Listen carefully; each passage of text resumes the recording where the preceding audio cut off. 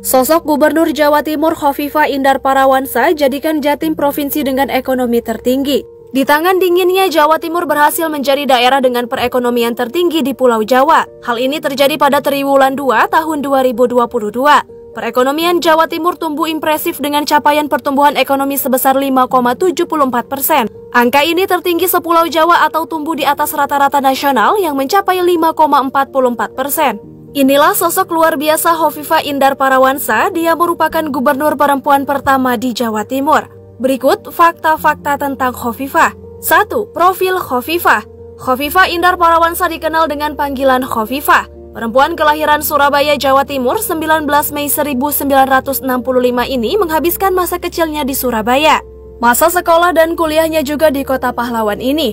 Saat kuliah, ia mengambil 2 jurusan yang berbeda di perguruan tinggi yang berlainan. Pertama, dia belajar politik di Fakultas Ilmu Sosial dan Ilmu Politik Universitas Airlangga. Dan kedua, ia belajar ilmu komunikasi dan agama di Sekolah Tinggi Ilmu Dakwah Surabaya.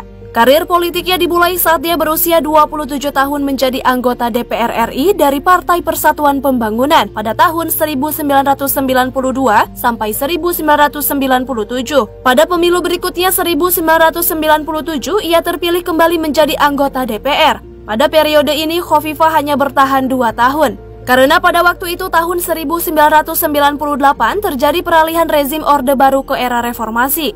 Pemilu digelar kembali pada tahun 1999, pemilu pertama di era reformasi. Kali ini Khofifah berpindah partai ke Partai Kebangkitan Bangsa, partai yang lahir di era reformasi bentukan Abdurrahman Wahid. Khofifah terpilih kembali sebagai anggota DPR, tetapi dia tidak lama bertugas di sana. Pada tahun 1999, dia diangkat menjadi Menteri Pemberdayaan Perempuan oleh Presiden terpilih Abdurrahman Wahid atau Gus Dur pada Kabinet Persatuan Indonesia.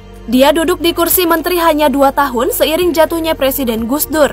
Presiden baru Megawati tidak memasukkan Khofifah sebagai menterinya dalam Kabinet Gotong Royong periode 2001 sampai 2004. Berhenti jadi menteri tidak membuat dirinya kecil hati. Dia semakin aktif di berbagai kegiatan kemasyarakatan. Dia aktif di organisasi Muslimat, organisasi Saya Perempuan Nahdlatul Ulama. Dia memimpin Muslimat periode 2000 sampai 2005. Kiprahnya di kemasyarakatan makin terasa dirasakan masyarakat. Masyarakat Jawa Timur mendorong Khofifah untuk ikut calon pemilihan gubernur Jawa Timur pada tahun 2013. Khofifah ikut bertarung tapi belum berhasil. Pada Pilpres 2014, Khofifah diminta menjadi salah satu juru bicara politik pasangan Jokowi JK.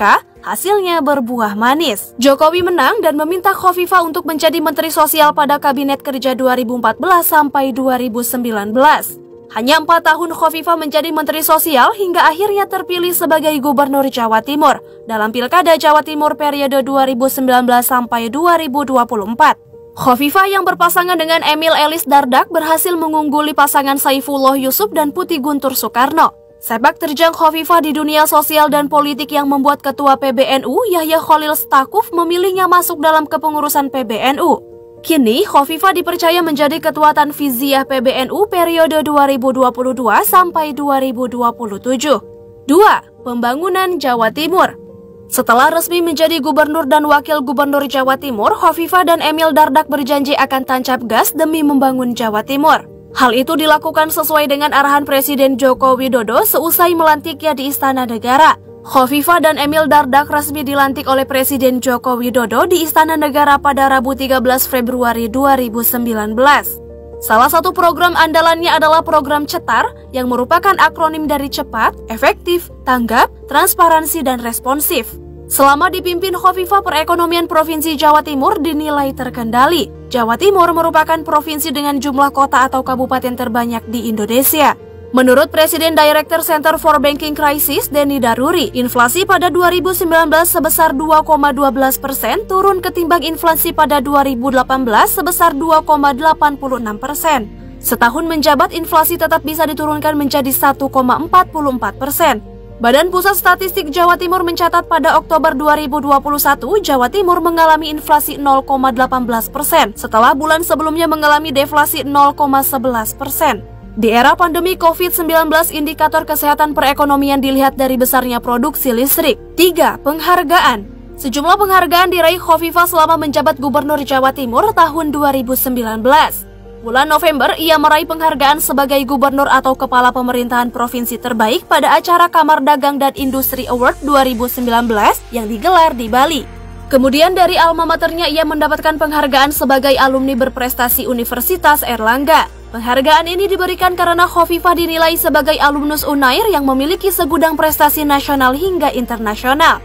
Masih di bulan yang sama, Khofifah meraih 2 penghargaan dari Kementerian Dalam Negeri. Penghargaan pertama diraih dalam kategori Pemprov Jatim sebagai pembina ormas terbaik. Sedangkan penghargaan kedua diterima Khofifah selaku Ketua Umum PP Muslimat NU untuk kategori penghargaan khusus bakti sepanjang masa atau Long Life Achievement untuk Muslimat NU. Pada Desember 2019, ia kembali meraih penghargaan sebagai pemimpin perubahan dari Kementerian Pendayagunaan Aparatur Negara dan Reformasi Publik.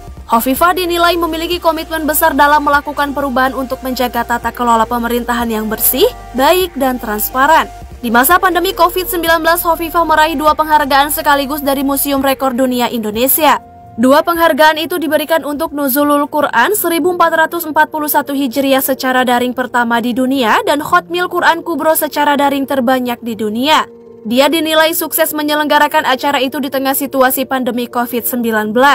Penghargaan lainnya dia terima dari Persatuan Wartawan Indonesia Jatim yakni PWI Special Award berkat kepedulian dan kedekatannya dengan insan media. Pada tahun 2022, Khofifah meraih penghargaan melalui inovasi ekonomi berbasis pesantren dalam ajang Top Inovasi Pelayanan Publik Terpuji yang diselenggarakan oleh Kemenpan RB. Keberhasilan Ekotren yang menjadi bagian inovasi dari Dinas Koperasi Usaha Kecil Mikro dan Menengah Jawa Timur ini bahkan telah direplikasi di 8 kabupaten atau kota di Jawa Timur. Di antaranya Kota Madiun, Kabupaten Probolinggo, Mojokerto, Kabupaten Lamongan, Kabupaten Magetan, Kabupaten Jombang, Kabupaten Gresik, dan Kabupaten Blitar.